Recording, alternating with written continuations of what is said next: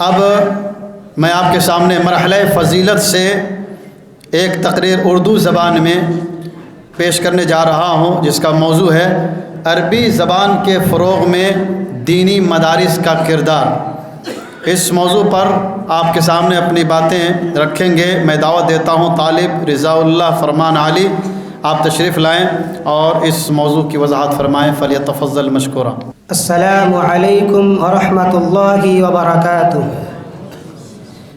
الحمد للہ رب العالمین والصلاة والسلام علی اشرف الانبیاء والمرسلین وعلی آلہ وصحبہ اجمعین، اما بعد فقد قال اللہ تعالی فی کلامہ المجید وفرقانہ الحمید، اعوذ باللہ من الشیطان الرجیم، بسم اللہ الرحمن الرحیم، انا انزلناہ قرآنا عربیا لعلکم تعقلون۔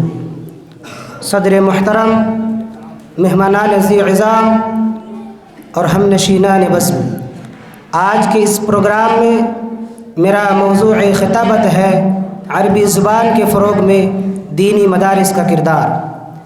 معزز سامعین، عربی زبان دنیا کی نہایت ہی قدیم اور اہم ترین زبانوں میں سے ایک ہے۔ دنیا میں بولی جانے والی زبانوں میں سے چوتھی نمبر پہ آتی ہے، اور دنیا میں 26 ممالک ایسے ہیں جن کی دفتری زبان عربی ہے۔ عربی محض ایک زبان کا نام نہیں، بلکہ یہ عالم بردار اور قرآن و سنت کی زبان ہے۔ ارشاد باری تعالی، انا انزلناہ قرآنا عربیا لعلکم تعقلون، اور ہم نے قرآن کو عربی میں اتارا تاکہ تم سمجھ سکو۔ سورہ یوسف۔ حضرات، اسلامی تاریخ کے ہر دور میں دینی مدارس عربی زبان کے محافظ، مروج اور معلم رہے ہیں۔ ان کا کردار صرف درس و تدریس تک محدود نہیں، بلکہ کئی میدانوں تک پھیلا ہوا ہے۔ جب دیگر مسلم علاقوں میں عربی کمزور ہونے لگی تو مدارس نے ہی اسے تعلیم، درس نظامی، نحو، صرف، بلاغت وغیرہ کے ذریعے محفوظ رکھا۔ دین کو سمجھنے کے لیے عربی ناگزیر ہے، جس کی تعلیم مدارس سے ملتی ہے۔ فرمان الہی ہے، وما ارسلنا من رسول الا بلسان قومی، اور ہم نے جو بھی رسول بھیجا ان کی قوم کی زبان میں بھیجا۔ سورہ ابراہیم۔ آج کے دور میں جب بہت سی قومیں اپنے زبان کھو چکی ہوں تو دینی مدارس نے صدیوں تک نہ صرف اسے محفوظ رکھا بلکہ اسے سنوارا، ترقی یافتہ بنایا، اسے نسل در نسل منتقل کیا۔ تاریخ گواہ ہے، جب دنیا کی مختلف حصوں میں علم و ادب کی شمعیں بجھ رہی تھی تب بغداد، قرطبہ، دمشق، قاہرہ، بصرہ اور دہلی کے دینی مدارس عربی زبان کی روشنی سے جگمگا رہے تھے۔ امام بخاری، امام مسلم، امام ترمذی، امام غزالی، امام ابن تیمیہ، امام ابن قیم، شاہ ولی اللہ دہلوی، شمس الحق العظیم آبادی رحمہم اللہ، یہ سب کے سب دینی مدارس کے فائز یافتہ تھے۔ انہوں نے عربی میں کتابیں لکھی، عربی زبان کو پڑھایا اور عربی میں امت کو رغبت دلائی، کیونکہ عربی زبان سیکھنا دین کا حصہ ہے۔ عمر بن خطاب رضی اللہ عنہ کا فرمان ہے، تعلموا العربیۃ فإنها من دینکم، تم عربی زبان سیکھو کیونکہ تمہارے دین کا حصہ ہے۔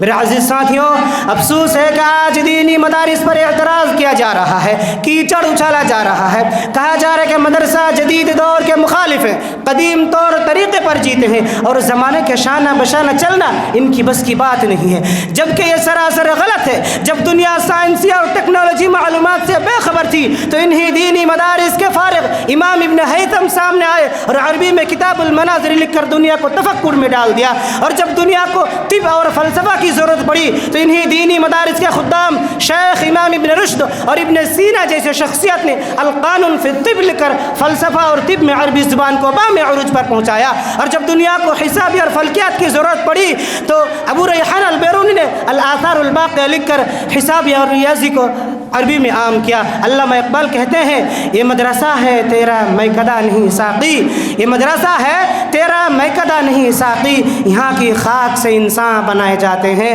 سامعین دی وقار، مدرسہ کی افادیات اور کردار سے آج بھی دنیا مستفید ہو رہی ہے۔ انہی کی بدولت آج بھی لاکھوں طلبہ قرآن و حدیث کو اصل زبان میں سمجھتے ہیں، جو امت کا بڑا سرمایہ ہے۔ بیشتر اسلامی و علمی مصادر و مراجع، خواہ تفسیر و فقہ، منطق یا اصول، سب عربی میں ہیں مدارس نے علوم کو پڑھایا اور محفوظ کیا، ورنہ علم صرف ترجمہ تک محدود ہو جاتا۔ دینی مدارس نے عربی زبان کو سکھا کر امت کے مختلف حصوں جیسے ہندوستان، پاکستان، عرب ممالک، افریقہ اور دیگر علاقوں کو ایک روحانی و علمی لڑی میں جوڑتے ہیں۔ عربی زبان سیکھنا امت مسلمہ کا مشترکہ ورثہ ہے، اس لیے اس کو سیکھنا اور فروغ دینا واجب ہے، جیسا کہ امام ابن تیمیہ رحمہ اللہ کا قول ہے فَإِنَّ نَفْسَ اللغة العربية من الدين ومعرفتها فرض وواجب فإن فهم الكتاب والسنة فرض ولا يفهم إلا بفهم اللغة العربية۔ بلا شبہ عربی زبان دین کا حصہ ہے، اس کی معرفت و جانکاری فرض و واجب ہے، کیونکہ قرآن و سنت کو سمجھنا فرض ہے اور بغیر عربی زبان کی معرفت کو ان کو سمجھنا ناممکن ہے۔ احباب گرامی، دینی مدارس نے عربی زبان کو فروغ دینے میں بنیادی اور تاریخی کردار ادا کیا ہے، چونکہ قرآن و حدیث کی اصل زبان عربی ہے جس کی بقا کی ذمہ داری خود اللہ تعالیٰ نے لیا ہے۔ رب کائنات کا یہ واضح اعلان ہے انا نحن نزلنا الذکر وانا لہ لحافظون، اور ہم نے ہی قرآن کو اتارا ہے اور ہم ہی اس کی حفاظت کرنے والے ہیں۔ اسی لیے دینی مدارس کو عربی زبان کی تعلیم کو مرکزی حیثیت حاصل ہے۔ میرے ایمانی بھائیوں، دینی مدارس نے عربی زبان کی نشر و اشاعت کے لیے جس طرح کام کیا شاید ہی کسی اور نے کیا ہو۔